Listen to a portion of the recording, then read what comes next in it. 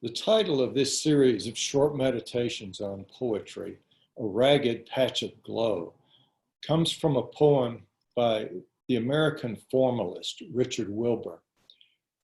Wilbur was much admired for his very long career, which started with his first book of poetry back in 1947, and then continued through his last book of poetry in 2010.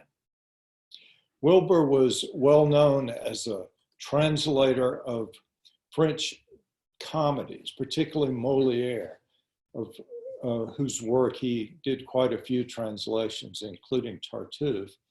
But his real genius was in lyric poetry. And the poem Mayflies comes from a poem that he included in a collection from 1997 called Mayflies. It's the title poem of that book. Let me just read through it, make a couple of comments on it. In somber forest, when the sun was low, I saw from unseen pools a mist of flies and their quadrillion dries, and animate a ragged patch of glow with sudden glittering, as when a crowd of stars appear through a brief gap in black and driven cloud, one arc of their great round dance showing clear. It was no muddle swarm I witnessed, for in entreshot each fluttering insect there rose 2 steep yards in air, then slowly floated down to climb once more, so that they all composed a manifold and figured scene, and seemed the weavers of some cloth of gold, or the fine pistons of some bright machine.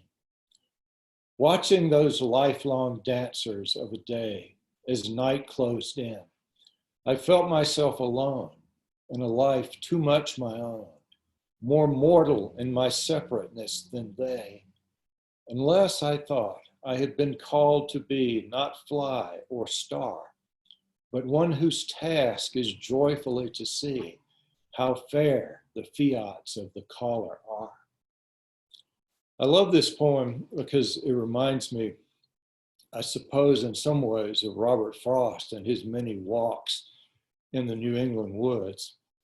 Richard Wilbur taught at Amherst in Massachusetts for many years, and I suspect this poem comes from a similar kind of walk, when he's going out through the woods late in the afternoon and sees this patch of glow, this one piece of sunlight coming down through the trees. And in that patch of sunlight is this huge host of quadrillions of mayflies, this insect that when you look it up on Google, turns out to be quite a pest if they come in their multitudes all at once. But Wilbur sees these mayflies in this patch of sunlight, and the metaphors start to come. It's like looking up through clouds when the wind is blowing and the black and driven clouds give way to this arc of the great round dance of the heavens, all the stars showing clear. And he wants to make sure that we see in this second stanza that this isn't some kind of muddled swarm, but it looks so incredibly ordered because each mayfly rises up 2 yards and then floats down and climbs up again, so that the whole effect of it is as though weavers were composing this manifold and figured scene through this cloth of gold, like some tapestry made by ancient weavers.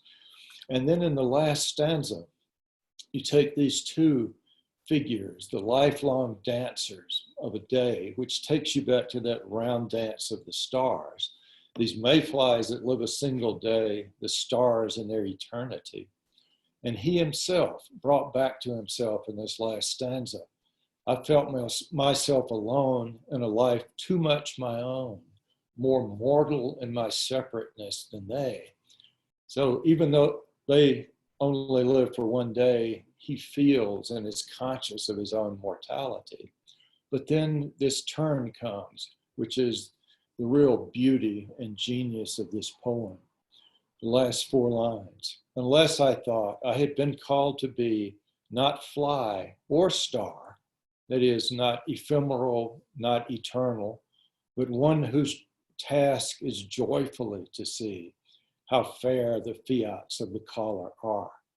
I don't want to say too much about that last line, but just notice that the word fair can mean either just, as in that kind of fairness, or it can mean beautiful.